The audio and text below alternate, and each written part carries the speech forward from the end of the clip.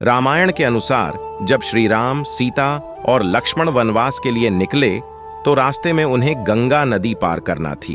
तब नाव के केवट ने श्री राम के पैर पखारने की बात कही तो श्री राम भी इस बात के राजी हो गए। केवट ने श्री राम के पैर धोए। इसके बाद केवट ने श्री राम, लक्ष्मण, सीता को अपनी नाव में बैठाकर गंगा नदी पार करवा दी।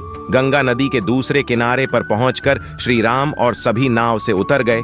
तब श्री राम के मन में कुछ संकोच हुआ।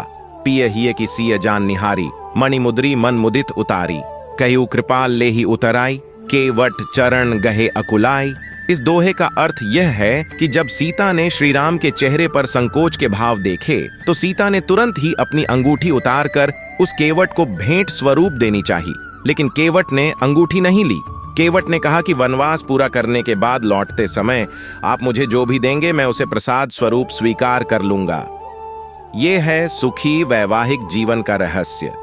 इस प्रसंग में पति और पत्नी के लिए एक गहरा संदेश छिपा हुआ है।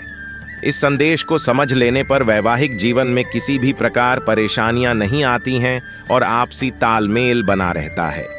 जब सीता ने श्री राम के चेहरे पर संकोच के भाव देखे तो उन्होंने समझ लिया कि वे केवट को कुछ भेंट देना चाहते हैं, लेकिन उनके पास देने के लिए कुछ नहीं था।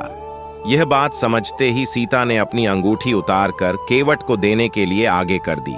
यह प्रसंग बताता है कि पति और पत्नी के बीच ठीक इसी प्रकार की समझ होनी चाहिए। जब दोनों के बीच